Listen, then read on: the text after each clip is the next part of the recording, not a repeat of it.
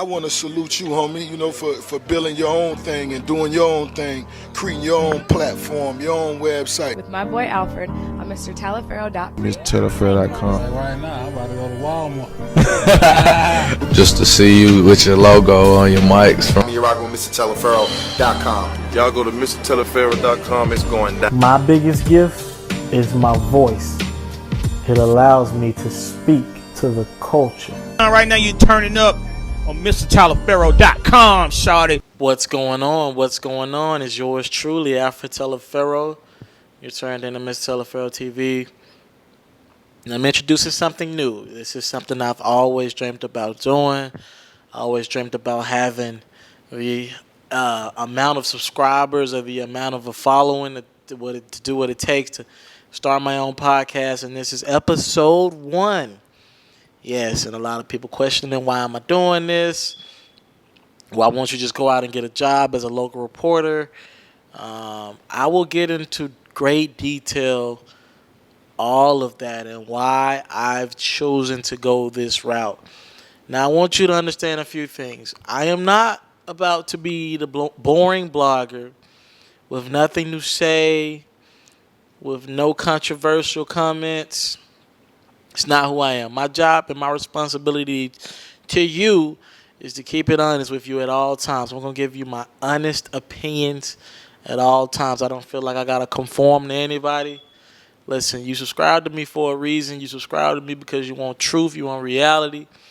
And to be quite frank with you, I wasn't giving you that through the little 5-10 minute blogs where I'd be talking about an artist, a DJ Khaled, a Kevin Gates, a black youngster, or whoever it might be. I wasn't giving you that. A Young Dolph and Yo Gotti, I wasn't giving you that. And I'll be honest with you, a lot of it was clickbait. A lot of it was just trying to get you guys. I was telling my truth, but I was giving it to you in short stints just to get subscribers. And it came to the point, I'll be honest with you, what happened was I was getting strikes on my account. And it just was corny. And I just came to amends that that's not who I want to be. I want to do this podcast and just be my own person and not even put myself in that place to be getting strikes. I ain't trying to live like that. I'm trying to grow myself and tell my honest truth to you. And I know it's going to take a little bit more time. I know I'm going to probably take my step a half a step backwards. But I want to be able to give you podcasts to listen to in the gym, whenever you're doing, working out, got extra time on your hand. I want to be able to give you podcasts just to rock with. I want to be an honest guy. And I'm going to give you this podcast in form of sports, in forms of hip-hop, the culture, music industry, all of it. We're going to talk politics a little bit. I'm learning as I go. We're going to talk everything. I'm going to have some interviews. I got special guests lined up throughout my podcast series. I'm not sure how many episodes I'm going to do in this series. But right now I'm rocking with the name of the Taliaferro podcast. To be honest with you, I don't want to get in any disputes with branding and names of other companies. So I'm just going to say Taliaferro podcast. I know there's not another Taliaferro podcast out there. So that's the name I'm rocking with. And I want to give you, this whole podcast is about me. This is pretty much telling you my truth, who I am, what's up with my life, and why am I doing this. So all my life I've been a dreamer. All my life I've wanted to do what's been impossible to me. Now, I want you to understand this. I grew up in Memphis, Tennessee. Not the biggest home, pretty small home. 2 parents, had both of my parents. Not going to get into some of the hardships I had as a child. Mom and dad didn't have the best relationship growing up. Very rocky. Seen a lot of stuff. Didn't have the best relationship with my pops. But when my mom and dad's relationship got better as they got older and they matured and some of the stupid shit they were doing when they were younger got better, my relationship with my dad got better. As simple as that. Simple as that. Dad's a good parent, about to turn 60 years old this year. Mom's a great mother, my backbone. And I was raised through them. And I'm going to give y'all everything about me I can so y'all can know what y'all looking forward to and who I am. If you want to grow with me, you got to know who the hell I am. I don't expect you to subscribe or watch these podcasts and not know who the hell I am. My dad is the type of guy, he always made sure the bills were paid. Look, he ain't buying me no Jordans. He ain't buying me this, that. He ain't getting my hair cut every 2-3 weeks. I'll get more into haircuts in a minute. But my dad was the type of person, look, you're going to have food on the table, you're going to have lights on. You figure out everything else. You're going to have a bed to lay your head down at night. You figure out everything else if you want it, you know. That's where I probably trying to go ask my mom for a little extra money for some shoes. But a lot of times I didn't have it. I remember in the 5th grade, I want to say, in the 5th grade, I had some Payless shoes. And I called them some KGs, and one of my friends bust me out about it in the middle of the class. Told everybody, what are you talking about? These not no KGs, them some Payless shoes. You know, and I thought I could get away with it, but that's just who I was. I just didn't have it like that. I would never go as far to say I was poor, because, you know, poor, you know, when you use that word poor, when I associate the word poor with something I associated with homeless, I was never homeless. But I didn't have it all, you know. And back to classroom embarrassment. When I was in the 7th grade, this is a story about me growing up, and it's relative, trust me, just rock with me. When I was in the 7th grade, towards the end of the year, second semester, maybe towards March, when it was warming back up, I remember this story like it was yesterday. In gym class, I started to realize that my hair was falling out, right? And what happened was I don't know what happened. I'll be honest with you. I don't know what exactly happened. I went to dermatologist after dermatologist. I started to gain a plug in my head, and I'm like, what the hell? Well, you know, I'm a healthy kid. I'm in gym. I go to gym every day. I exercise. Like, you know, my immune system should be high. I ain't never had no problems before. My hair was starting to fall out, and before I knew it, I had a plug in my head, and no hair would grow back. Like, remind you, I just told you earlier on, I didn't get my hair cut like that. My daddy wasn't the type to go get your hair cut every week, 2 weeks. We go every month, sometimes 5 weeks. So that hair grew in that spot. They called it a plug. It became more relevant. Now, to add to matters, another one grew right next to each other, and a lot of people called them eyeballs in my head. Now, I want you to understand, as a 7th grader, 12 years old, 13 years old, I want you to understand going to school every day. I believe it was on the right side of my head, you know, going to school every day with plugs in your head. Going to school every day with plugs in your head. It was the worst thing ever. I still rub in my head sometimes just to be like, damn, I can't believe I went through that. If it happened today, I'd go bald. I'm just letting y'all know that now. Before I get into that whole jinxing game, if it happened today, I'm going bald. I'm also a grown man who can pay for a haircut now, and I don't have to worry about waiting on my dad to drive me to get my haircut. But if it happened today, I definitely would go bald. But I just want you to understand, every day, man, people I didn't know, every day, my life was just a laughing stock. I was probably the biggest laughing stock of my friends. One of the top 5, top 10 of every school I went to. I kept those plugs for about 2-3 years before it actually went away. But I want you to understand, man, I'm a kid, man. I'm 12, 13 years old. Supposed to be one of the best spots in my life. I'm young. I shouldn't have responsibilities. But, you know, man, it was one of the worst times of my life, man. Hard for me to ever get a female attracted to me because she couldn't. We young. Images matter to us, right? Reputation matter to us. It was hard for me to ever get a chick to just buy into me because she was so embarrassed. She thought about having to deal with a guy with plugs in his head, and it was tough for her. So imagine that. It was just tough to ever sustain a relationship with a chick. You know, back in the day, it was hard to just smash a chick because it was hard getting a chick for me. So my plugs, after a while, they grew back in. I told you about 2-3 years. In the midst of this as well, in the 7th grade, 8th grade, I used to fight a lot. And I'm not the whole fighter just because I'm a UFC guy and nothing like that. No, it's just we fought for everything. It's like we checked so much. Again, like I said, I had the biggest target on me with my plugs, but we checked so much, man. Every couple of days, you be like, damn, I'm tired of this checking. You say this about my mama. You say this about me. Especially when the whole class laughing at you. When the certain chicks laugh at the jokes and you get embarrassed at cafeteria. You want to fight that person. And we used to go 10 seconds a lot, And I got, I can't believe some of Listen, when I listen to younger siblings now, I can't. They can't fathom fighting as many times as I did. I've definitely had 20 fights in my 7th grade year, and I'd say I was probably 10-10, something like that. Probably 16, 17 fights, upwards close to 20 fights, and that was about 50%. I won some. I lost a lot though. I remember one time I got my ass whipped in the middle of the classroom, got suspended for 5 days, put the whole grade on lockdown. It was embarrassing. I was actually working on a non-violence essay at the time. I was about to get submitted for an award, and my teacher was like, "Well, that was pretty violent of you," even though I got my ass whooped. So I got kicked out of that competition. And there you go. And listen, man, but I did get some licks in on the guy. They were holding both of us back, but I got loose, and I got all my licks back in on homie while he was being held. But I got my ass whooped that fight. I lost that fight. That was the L I took.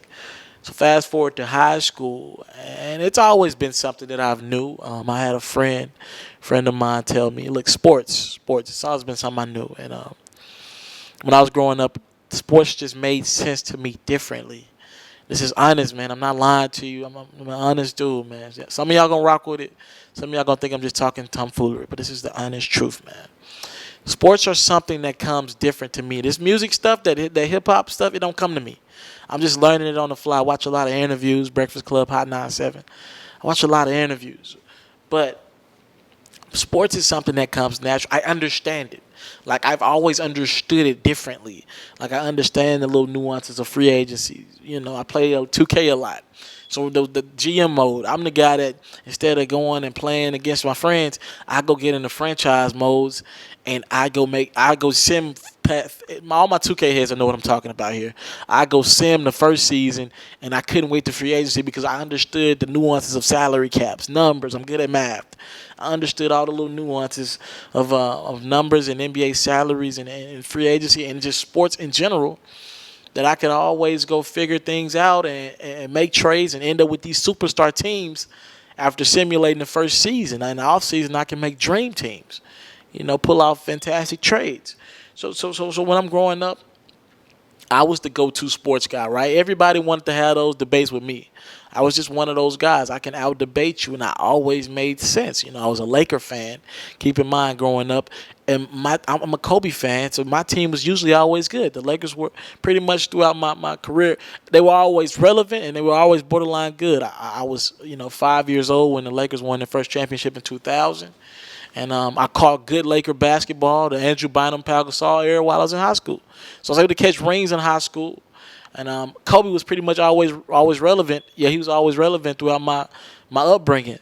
So keep that in mind about me in sports. And one of my friends told me, man, you're going to work at ESPN. You're going to be a broadcaster one day. You're going to be a broadcaster. And then he kept telling me that, and it started to stick with me. And I told my dad, man, I'm going to work at ESPN one day. And come on now, I'm from Memphis. I'm from the hood.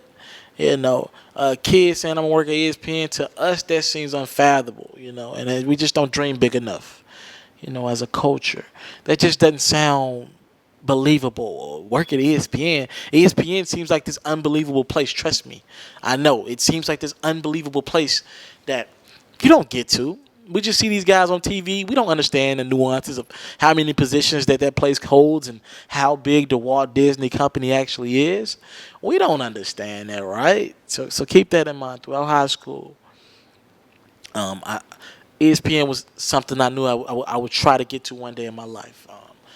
I did not know it would be that early in my life. I'll get to it in a second. So I graduate high school. But before I graduate, right in the midst of graduation season, I'll say March. After everybody got accepted into colleges, all my friends in my class, and I was in smart classes. I was always the smart guy. I just was bad as hell. I was really smart, though. I was just bad as hell. I always had N's and U's, but I still hit a 3.8, 3.9 in a minute. I think I averaged a 3.8 in high school. Just smart, just bad, man. I'm just telling y'all my truth. And I'll never forget it. Fourth period at 10:45 in my 12th grade year. Everybody was talking about the colleges that they were going to. And keep in mind, I'm from Memphis. A lot of people in my city don't want to leave the city. So I'm in Memphis, And then in my at 10:45 in my 12th grade year in fourth period, and the guy named Jason Kelly's class, I'll never forget this. I'll never forget this guy. I'll never forget this class. I tell my class, I get accepted into the University of Tennessee, and I start to tell people, I'm thinking about attending this university. I'm pretty close to positive. I'm gonna go get this thing a trip. I'm gonna go to give this. It was called a jump trip at the time, and I'm like, I'm gonna go to this trip.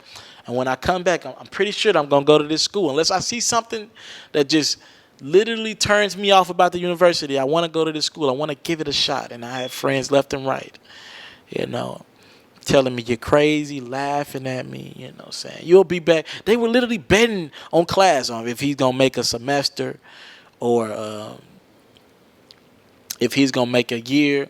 Nobody got past a year with me. Everybody said I'll definitely be home in a year. Probably wouldn't make it past a semester. He'll be home. He won't last without his friends. I have friends that, as far as they go as a college, 2.5 hours away. As far as a lot of my friends would go, a lot of people that I knew would be 2.5 hours away. That'd be like the TSU in Nashville, Tennessee, or the MTSU in Murfreesboro, Tennessee, both about 2.5 hours away in Nashville. So that was the farthest that anybody I knew would go. So for me to say I was going 5.5, 6 hours, keep in mind I don't have family in Knoxville where the University of Tennessee is located. So this is a stretch. This is a stretch for somebody like me. I don't have the money, to pay for stuff. I didn't have any money at the time, really. I worked at Five Guys Burgers and Fries. It was a stretch for me. It was a stretch to even consider a university like this. I had a racist background. University of Tennessee has racist roots. And a lot of, even my people at church told me, this is a bad decision on your end. This is a bad decision. Parents questioned my decision, my own parents. Mama wanted me to stay home because she's mama. She didn't want me to go far. Daddy actually had doubts in me. He knew his son was a pretty motivated kid, but I don't know if he knew I was this motivated. So I decided I'll get sold on the University of Tennessee. I get here. And, I picked sports journalism, right? This is all I know is sports. Keep in mind, I told you, I really understood sports. Even though I only played sports for 1 year, AAU basketball, and I wasn't that good. I've always been around sports. I've always played video games that revolved around sports, and I always hooped. I always was outside hooping. I had a goal. I just wasn't that good. Just wasn't athletically gifted. It is what it is. It's balanced out in life. But anyways, I get to college. I'm trying to see where can I get my hand in. It was a new beginning for me. I really needed that new beginning in college. And anybody considering going to college, go for it. It literally pushes you. It makes you think ways that you never thought before. So go for it. Really go for it. I'm telling y'all this. Let's listen to me on this. Go for it, regardless of what it is. Any institution. If you have the finances, go for it. And the University of Tennessee was paid for. Now, I don't want you thinking I was just that smart of a guy where it was paid for because I got like a 4.0. I did like a 25 on my ACT. No, I had a 22 on my ACT. GPA was about 3.5, 3.6, maybe 3.8, somewhere along the lines. But anybody can pull off a good GPA. That's not why they accepted me. They accepted me because the school I went to in Memphis, Tennessee was a minority school. It was a predominantly black school. Let me say that. And predominantly black school, but minority to the University of Tennessee. The black percentage here is not that high. And they do this certain scholarship where they'll pay for everything. They're trying to increase diversity, so they'll pay for everything, tuition, everything, housing for 4 years. So hell, I didn't even have that money as for schools in Memphis. So to me, that was the argument I can always combat with my parents is that Memphis ain't paid for. Now, granted, I would have been able to stay at the house in Memphis and go to school from the house, which means I wouldn't have to worry about room and board. But I'm like, no, let me go ahead and take that. And I'll still get a refund check back. So I took a chance on UT. I get there my freshman year, and I'm trying to see where can I get my hands in, what pots. And first things first, the first opportunity I see is in one of my 175 journalism classes. Anybody at the University of Tennessee know what I'm talking about. It's a beginnings journalism course that I had to take as a freshman. They tell me about an opportunity. We have to do some kind of outside activity. I signed up for something called TNJN. It's a writing course, and it's a writing outside projects, get you involved in sports. I signed up for the sports department, obviously, sports journalism major. So I write a couple articles, and I love that feeling, having some posted online. I'm not a writer. I wasn't like a writer in school, so this is all new to me. Seeing my article online, posting that is still the first picture you ever see on my Instagram account. That was crazy to me. So at the time, I didn't realize it was just that small. They only had me doing grades on like our performances on football games, so my responsibility wasn't that much, but it gave me confidence. And then I found this opportunity called the Volunteer Channel that same semester. So I was able to work a few shows, get my hand, and I was just asking for any opportunity possible, going for it. So allocate my time. Any time from like when I get out of class about 3:30 at the latest, 4 o'clock. Any time from like 4 to 6, 7, Monday through Thursday was definitely allocated to doing work, to doing stuff, to doing like writing or going on shows and understanding the game. So I got accustomed to the Volunteer Channel. And by the way, on Fridays, Saturdays, I was partying. Be honest with you, I enjoyed my college career. But keep it moving. End of the semester, right? I'm like, what's next? I enjoyed myself as just a person on a show that had producers, that had talent. I was neither of the two. And we find out that the producers all graduate. So I'm like, wow, this is an opportunity of the lifetime. The producers graduate. Maybe I can come in, and literally the show's gonna go away if no one else picks it up. So me and a couple other chicks, two of my closest friends to this day, we pick up the show. We pick up the show and we become the producers. I changed the show entirely. I changed it to a debate show. I changed it to I'm a big first take guy. Keep in mind I said first take. I want you to. I changed it to a debate show. I was not feeling the whole setup of the show as is. So it was my idea to change it to a debate show. We got producers. We're all producing, and I'm a talent as well. So I get accustomed with the Volunteer Channel, and I'm starting to learn the producing side of it. The show is specifically called Sports Mecca. So I understand the producing side of it, and I'm growing. And while in the midst of me growing with this network, college is changing my life. I'm becoming a man. I'm dealing with problems. I had to find out EBT. I had to get EBT, and before that, it's like, so I wasn't working a lot because I'm always producing. I worked a few hours, but it was just to, get ends meet. But it was, money was getting killed by food. So I was able to get EBT, and, this is the first time I'm understanding that, man, every dollar counts. You knew it marginally in high school, but not the way you figure it out in college when you ain't got parents to call on, and this is where parents can't count your money because they don't see you, so they don't understand stuff coming up out the blue. I don't have a car in college my first 2 years, so they don't understand stuff that comes up, and I'm a first-generation college student. My daddy went to a college, but I'm not sure if he finished or not, but my daddy went to a college, and and just go. I understand stuff. You get a better understanding of life. You see how stuff can get hard, man. So I'm growing as a man. Again, I tell you, I'm a party guy. Weekends, I turn up with my friends. Had the time of my life. I recommend college to anybody. I still go to college parties to this day. Not as many as I used to. I've had to buckle down on that, but I'm still around the college atmosphere. I just want you to understand that. So it's big. College is big. At the University of Tennessee, we had a small black community, but we got everybody to come on one accord for our parties. So our parties were really good, no problems. It was the first time I was introduced to an atmosphere where people weren't getting shot at parties. I'm from Memphis. Every party I went to, I lived in Raleigh. Every party I went to got shot up. Every party. That's how it ended. That's how you knew a party was ending in Memphis. Because it ended because of a fight, a badass fight, or somebody getting shot. That's just how it was. So to see parties actually have a time that they end and be like, whoa, wow, it's really time to go home.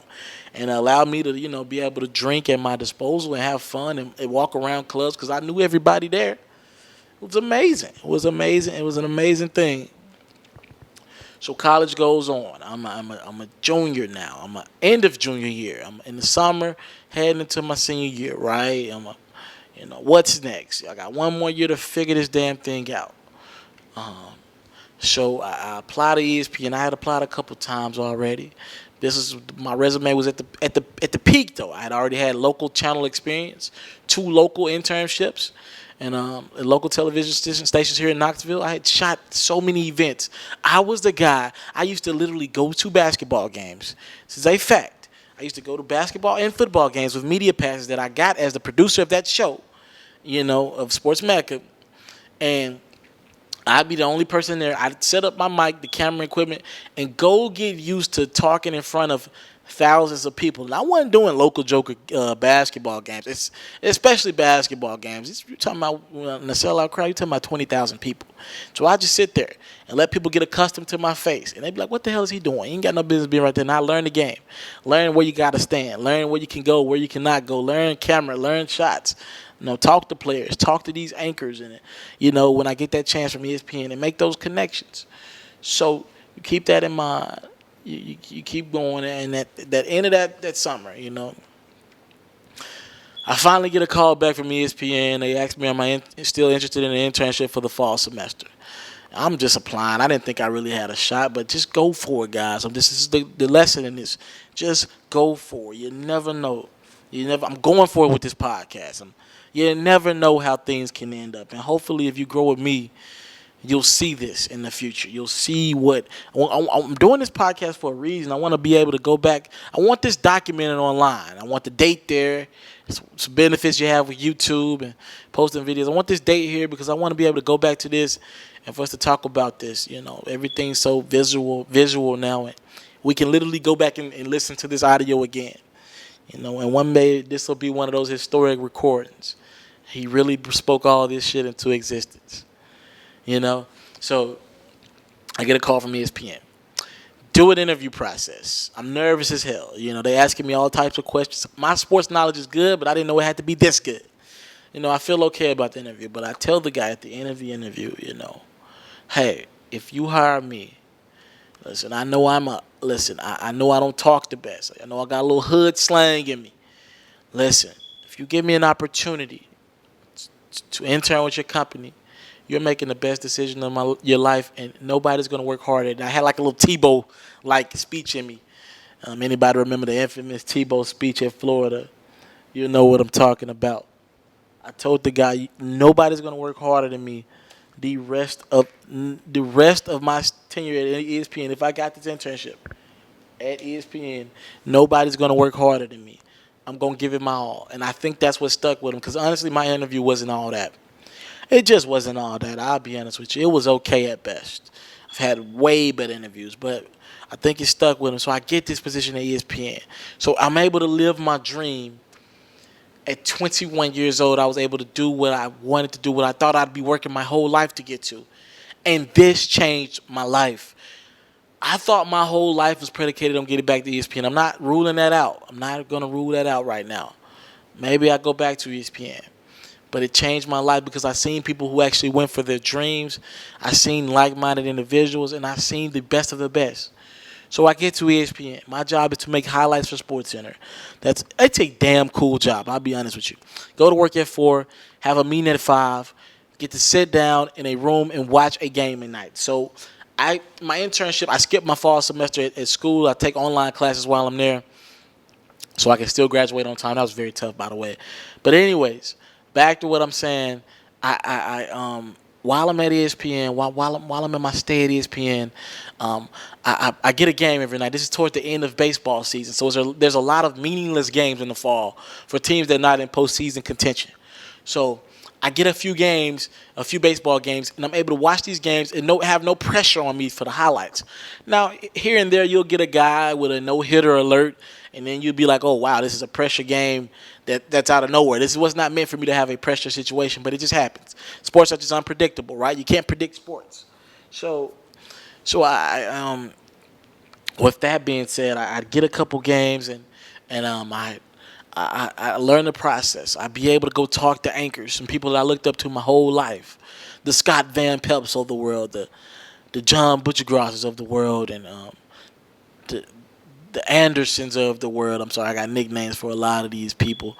it just was a great experience. The Jay Harrises of the world, the Kevin Agandes of the world, the Jonathan Coachmans of the world, who I had a lot of respect for because I remember with, growing up on wrestling with him and his little bout with The Rock, and to be able to talk to him, somebody I used to look up to, and to see the legacy that Stuart Scott left, and there's a few other people that I'm going to get to in a second that I looked up to, that I was able to work with. So I'm gonna keep it moving. During my internship, we stayed at a dorm room. It was as diverse an environment I had ever been in my whole life. So we were all ambitious kids. We went for it. This is a year ago. It's like last September. So we really went for our goals. And one thing I told them is I came here to work with 2 shows.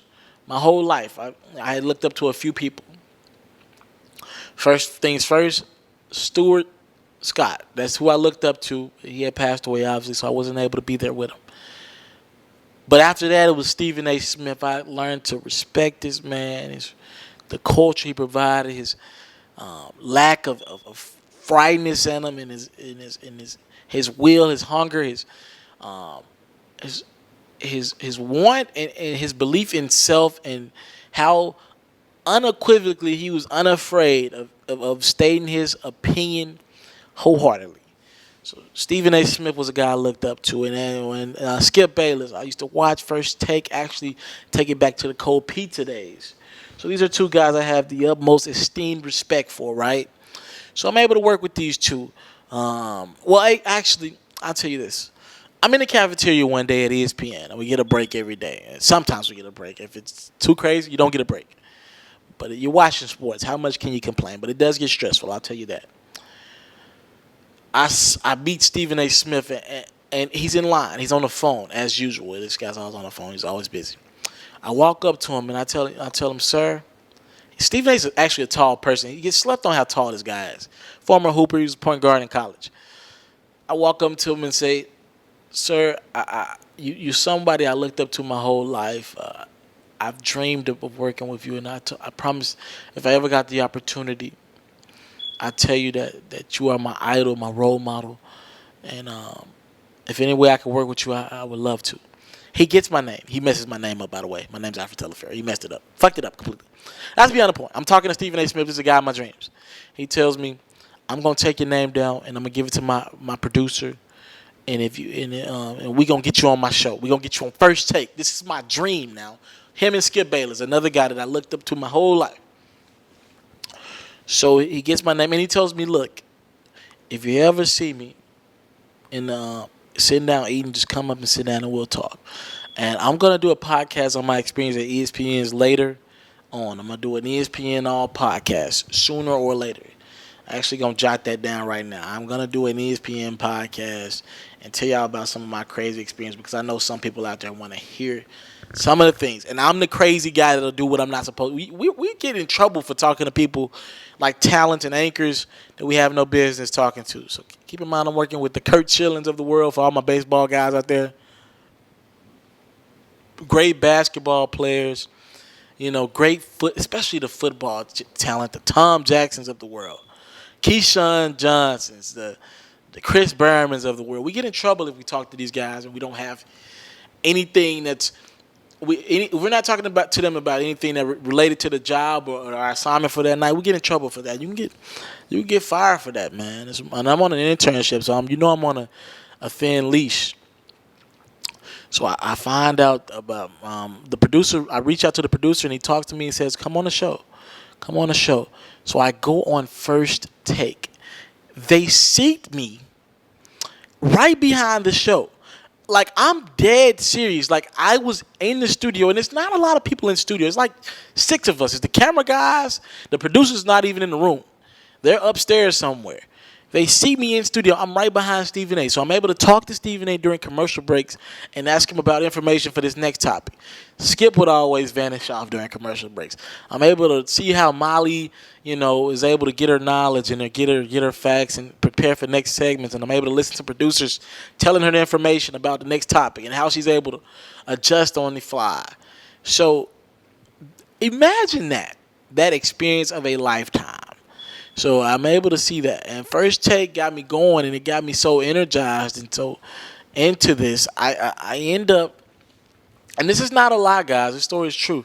I reach out to I get that experience with First Take. So I'm continuing to do First Take a few days a week. So I'd wake up and do First Take. The meeting for First Take is at 6:30. I wake up at like 5:30, 6 o'clock. Catch this shuttle bus for the First Take.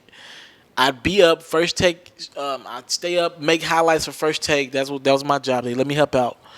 I'd go to sleep at 10 or 11. I'd get home about First Take shot to 12.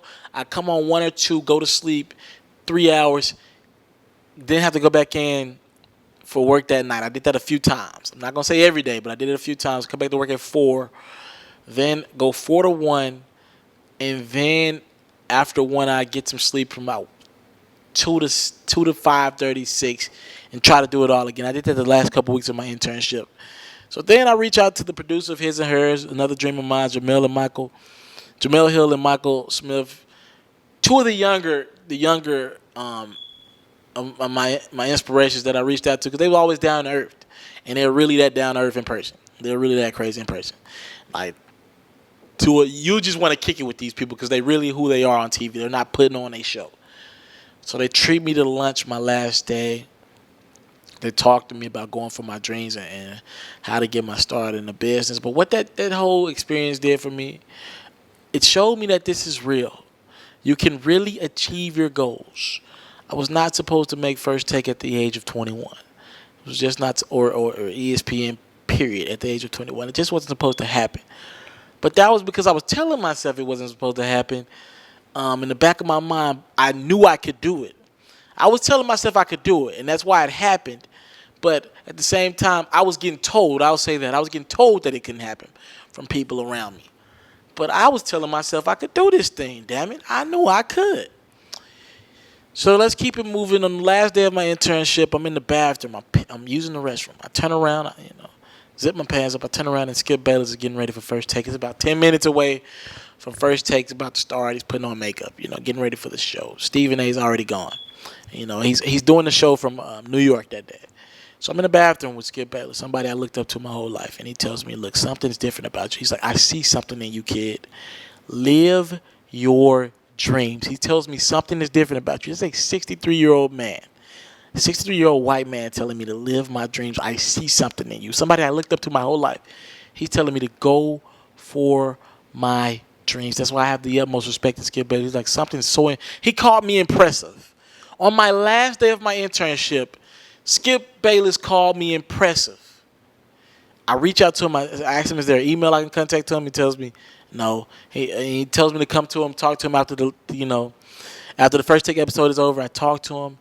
And he tells me to go for my dreams, and it meant the world for me. He tells me to go for my dreams.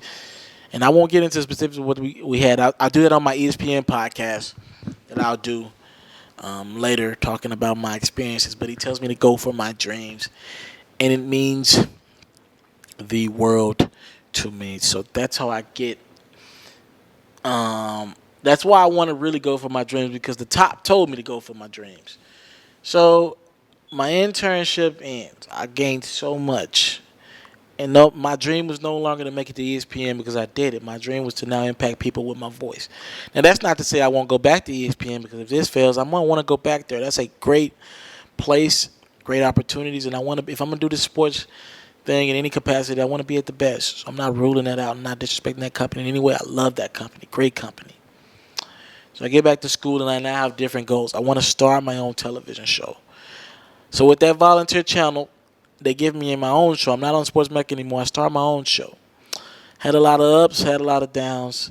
Stressful, but it was inspiring, and I inspired a lot of younger students that you could do it. And let's keep it moving.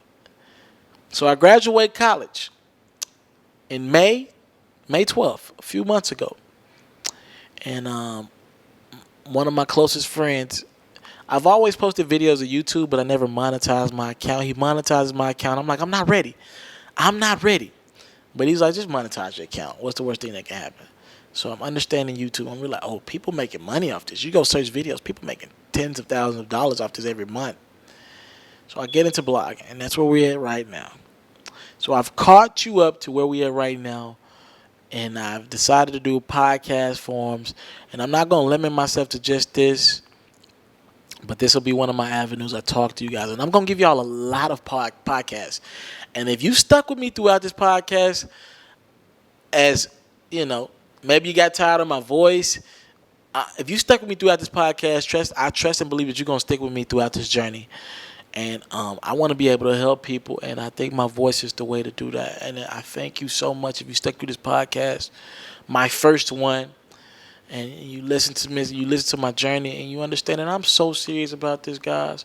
And my job now, I've realized my what I'm here on this earth for. You know, some people go their whole life without finding their passion.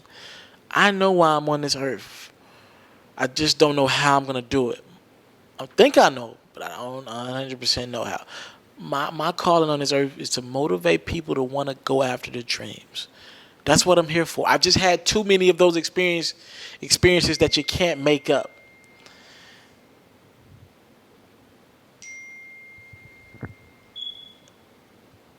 I had too many of those experiences that you just can't make up. Sorry, my girlfriend's texting me. And I understand that my calling is to motivate people. It's to motivate people.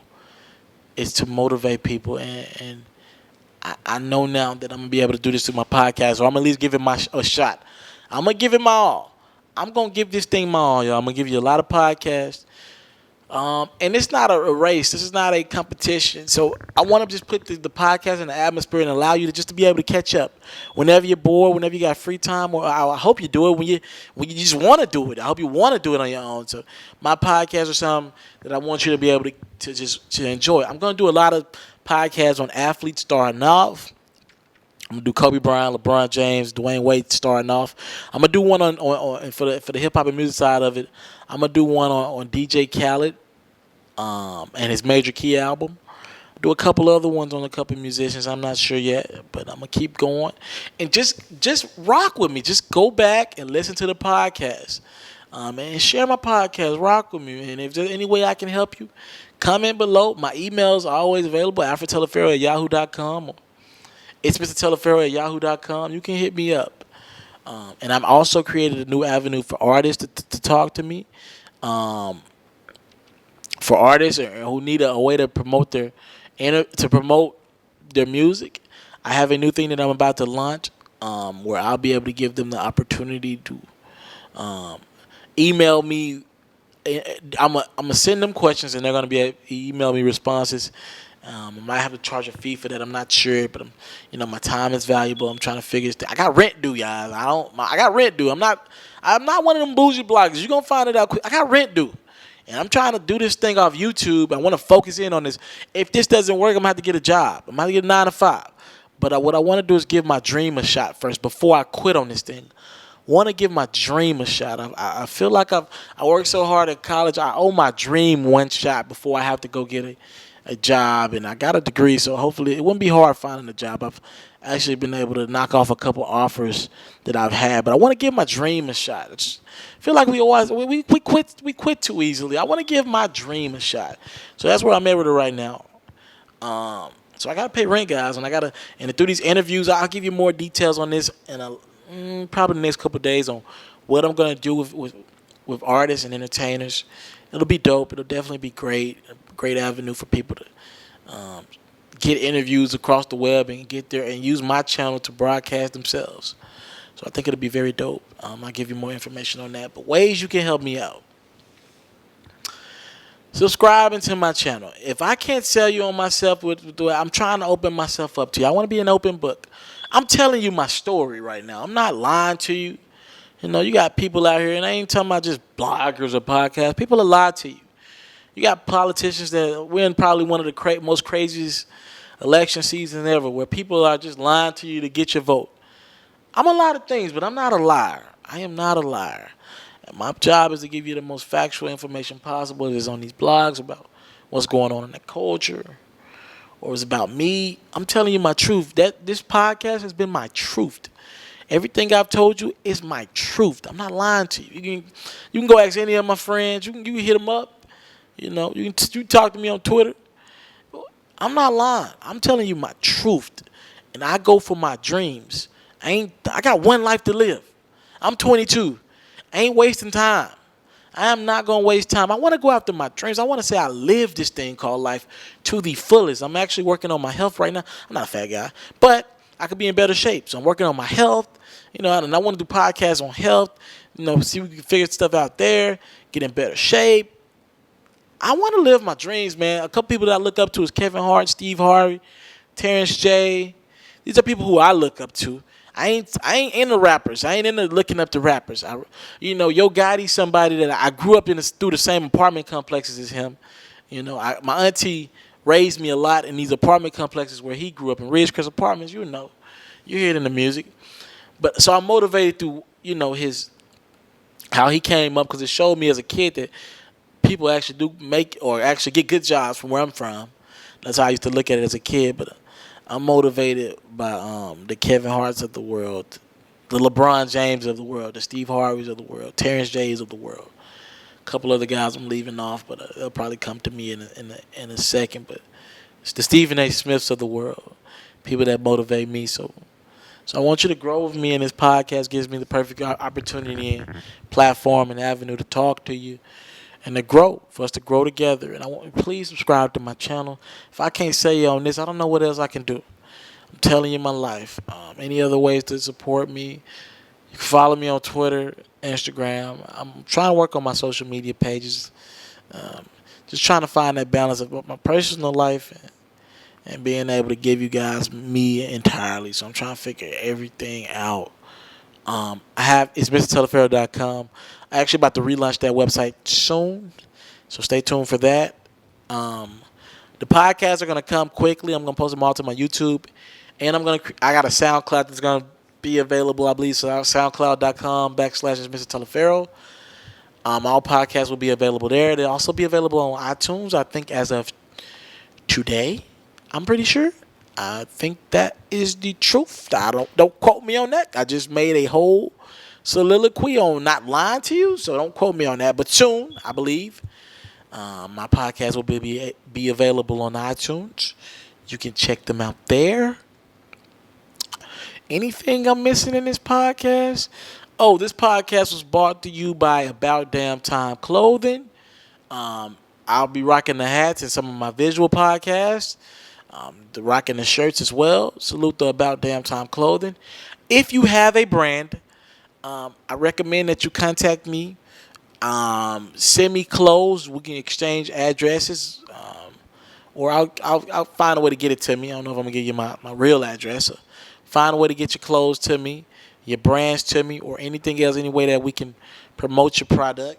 And if you really want to make it a consistent thing, an advertisement through my blogs or through my podcast, if you see the viewership going up and you want to promote yourself, maybe we can find some kind of revenue.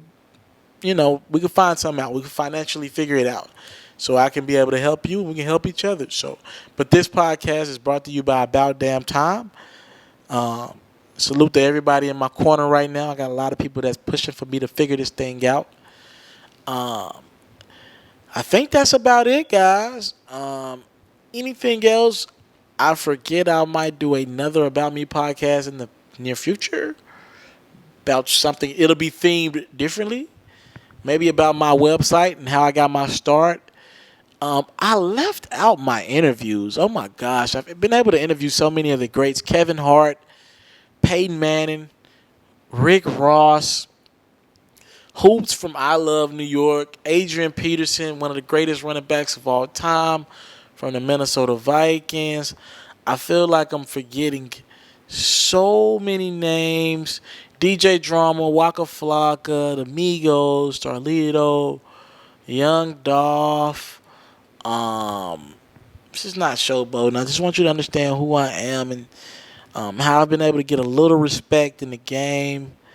Who else have I interviewed? Snooty Wild.